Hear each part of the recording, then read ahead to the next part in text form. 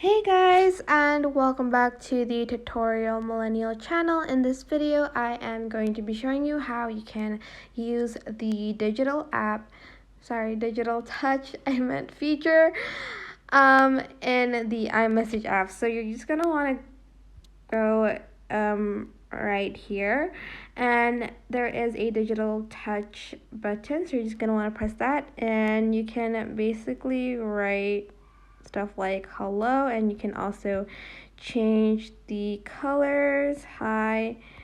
And if you just tap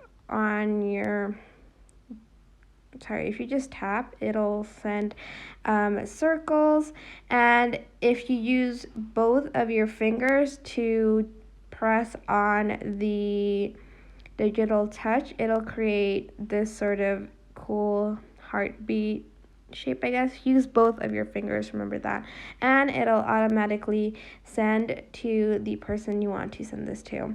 And that is basically it. That's how you can use the digital touch feature in iMessage. I hope this tutorial was helpful. Don't forget to like, comment, share, and also subscribe to this channel if you haven't done that. If you have any questions, just leave it in the comment section down below, and I will try my best to answer them all. Thank you so much for watching. Bye!